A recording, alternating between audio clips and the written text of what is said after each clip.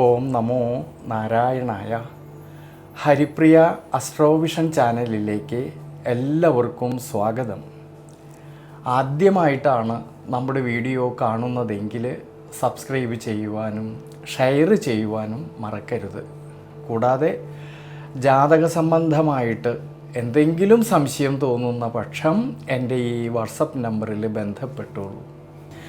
ഞാനിവിടെ പറയുന്നത് ചതയം നക്ഷത്രത്തിൽ ജനിച്ചവരുടെ മാർച്ച് മാസത്തെ ഗുണദോഷ ഫലങ്ങളെക്കുറിച്ചാണ്. ഔദാര്യശീലവും സഹായ മനസ്ഥിതിയും വളരെ കൂടുതലുള്ള ഈ ചതയം നക്ഷത്രക്കാരിൽ ഏഴരശനിയുടേതായിട്ടുള്ള കാലഘട്ടം നിലനിൽക്കുന്നുണ്ടെങ്കിലും വളരെയധികം ശ്രദ്ധയോടുകൂടി വളരെയധികം ഈശ്വരാനുഗ്രഹത്തോടു കൂടിയിട്ട് മുന്നോട്ട് പോകുന്ന പക്ഷം ഈ ഒരു സമയങ്ങളിലെ ഗുണാനുഭവങ്ങൾക്ക് സാധ്യത കാണുന്നുണ്ട്.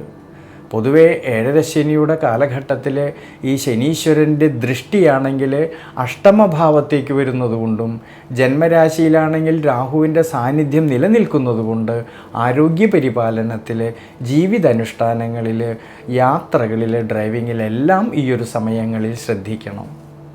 എന്നാലോ കുടുംബത്തിലാണെങ്കിലും കുടുംബ ബന്ധങ്ങളിലാണെങ്കിലും ഭാര്യാഭർത്തൃ ബന്ധങ്ങളിലാണെങ്കിലും സന്താനഭാവങ്ങളിലും എല്ലാം തന്നെ വളരെയധികം ഗുണഫലങ്ങൾ തരുന്നതായിട്ടുള്ളൊരു മാസമാണ് ഈ മാർച്ച് മാസത്തിൽ. വിദ്യാർത്ഥികൾക്കും വളരെ അനുകൂലമായിട്ടുള്ളൊരു സമയമാണ്. വിദ്യാമാതുല കാരകനായിരിക്കുന്നതായ ബുധനാണെങ്കിൽ ജന്മരാശിയിൽ നിൽക്കുന്നതും 5ാം ഭാവത്തിലാണെങ്കിലോ സർവേശ്വരകാരകനായിരിക്കുന്ന ദേവഗുരുവായിട്ടുള്ള വ്യാഴത്തിൻ്റെ സ്വാധീനശക്തി നിലനിൽക്കുന്നതുകൊണ്ട് വിദ്യാർത്ഥികളിൽ പഠനത്തിൽ കൂടുതൽ ശ്രദ്ധ കേന്ദ്രീകരിക്കുവാനും ഉപരിപഠനം ആഗ്രഹിക്കുന്നവർക്കും അതിനുള്ളതായ അവസരങ്ങൾക്കും സാധ്യത കാണുന്നുണ്ട് ഈ ഒരു സമയങ്ങളിൽ. പ്രത്യേകിച്ച് ധനപരമായിട്ടുള്ള അഭിവൃദ്ധിക്കും ഉയർച്ചയ്ക്കും മനസന്തോഷത്തിനുമെല്ലാം സാധ്യത കാണുന്നുണ്ട്. തൊഴിൽപരമായിട്ടാണെങ്കിലും അഭിവൃദ്ധിയിലേക്കും ശ്രേയസ്സിലേക്കും എത്തിച്ചേരാമെന്നുള്ളതായ മനോബലം കിട്ടുന്നതായിട്ടൊരു സമയമാണ് ഈ മാർച്ച് മാസത്തിൽ. കർമാധിപതിയായിരിക്കുന്നതായ ചൊവ്വയാണെങ്കിൽ ജന്മരാശിയിൽ നിൽക്കുന്നതും നിവൃത്തിനാഥനായിരിക്കുന്ന സൂര്യൻ്റെ അനുകൂല സ്ഥിതിയും മൂലം കർമ്മതലത്തിൽ അഭിവൃദ്ധിയിലേക്കും ശ്രേയസ്സിലേക്കും എത്തിച്ചേരാമെന്നുള്ളതായ മനോബലം കിട്ടുന്നതായിട്ടുള്ളൊരു സമയമാണ്.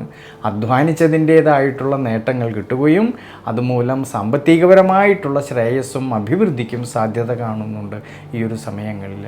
എന്നാൽ നിവൃത്തിസ്ഥാനമായിട്ടുള്ള 7ാം ഭാവത്തിൽ കേതുവിൻ്റേതായ സാന്നിധ്യം നിലനിൽക്കുന്നത് കൊണ്ട് പ്രധാനമായിട്ട് ബിസിനസ് സംബന്ധമായിട്ട് നിവർത്തിച്ച് കിട്ടേണ്ട കാര്യങ്ങളിൽ പുതിയ പുതിയ തീരുമാനങ്ങൾ എടുത്ത് പ്രവർത്തിക്കുമ്പോൾ കൂടുതലും ശ്രദ്ധിക്കണം ഈ ഒരു സമയങ്ങളിൽ.